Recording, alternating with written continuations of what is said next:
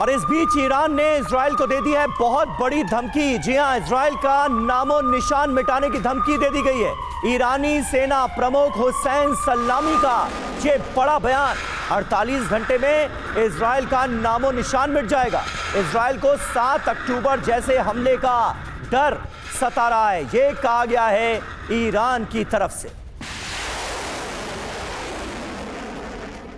जी हां, तो गाजा के साथ ईरान विश्व युद्ध का आगाज। साफ तौर पे ये आशंका बनी हुई है कि ईरान के इन्वॉल्वमेंट से बड़े युद्ध की शुरुआत हो सकती है। 48 घंटे में इजराइल का नामो निशान मिटा देगा, ये साफ तौर पे चेतावनी दी जा रही है और हुसैन की तरफ से। और गाजा से तेल अवीव सिर्फ 70 किलोमीटर दूर है, तो इस डिस्टेंस का भी हवाला दिया जा रहा है कि बहुत दूरी नहीं है। वेस्ट बैंक से तेल अवीव सिर्फ 40 किलोमीटर दूर है और इजराइल को 7 अक्टूबर जैसे हमले का डर भी सता रहा है। लगातार हमले के खौफ में इजराइल सो नहीं पाता, यह भी कहा जा रहा है, यह भी दावा किया जा रहा है। IRGC के चीफ मेजर जनरल ने यह तमाम बातें कही हैं और यह तमाम दावा किया है। 1980 में IRGC में शामिल हुए थे हुसैन और इनके बारे में जो हम आपको जानकारी दे रहे हैं कि उनके बयानों से यह साफ संकेत है कि ईरान एक बड़ी तैयारी करके बैठा है और सीधे तौर पर वो इजराइल पर हमले की बात कह रहा है।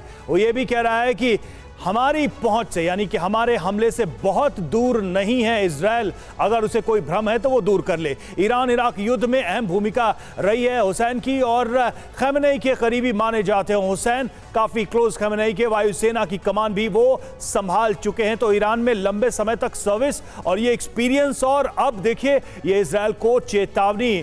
अब इस तरीके से सीधे तौर पर सिवाज सर, क्या हम ये माने कि ईरान तैयारी करके बैठा है? ये जो धमकियां हैं, ये जो चेतावनी है, ये छोटे लोग नहीं दे रहे हैं। ईरान की जो टॉप लीडरशिप है वो ये बातें कह रही है और सीधे तौर पे कह रहे हैं कि हम सीधे इजराइल को खत्म करने वाला युद्ध करेंगे, छोटा मोटा युद्ध नहीं करेंगे।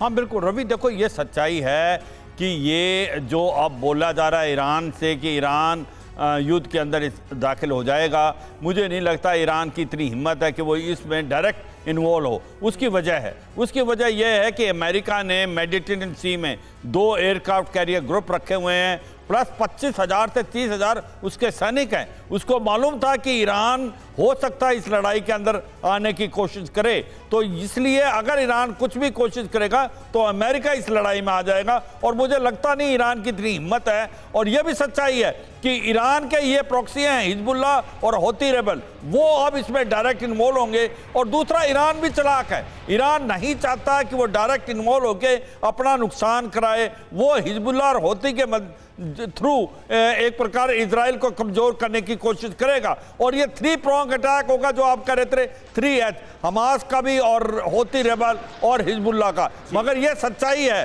कि इजराइल वेल प्रिपेयर्ड है। जो 7 अक्टूबर की बार बार बात होती है, वो याद रखो, एक गलती हुई है इजराइल और मोसाद से कि 7 अक्टूबर को हमास ने एक सरप्राइज अटैक किया। मुझे नहीं लगता आने वाले समय में ऐसा कभी भी रिपीट होगा। और इजराइल जब तक हमास का पूरा खात्मा नहीं करेगा तब तक रुकने वाला नहीं, चाहे उसको अमेरिका भी बोल दे, वो नहीं मानने वाला। अब फिलहाल तो यही होता हुआ नजर भी आ रहा है सिवाज साहब। अमेरिका की सलाह को नजरअंदाज करते हुए इजराइल इस ऑपरेशन को बड़े पैमाने पर आगे बढ़ाता हुआ दिखता है।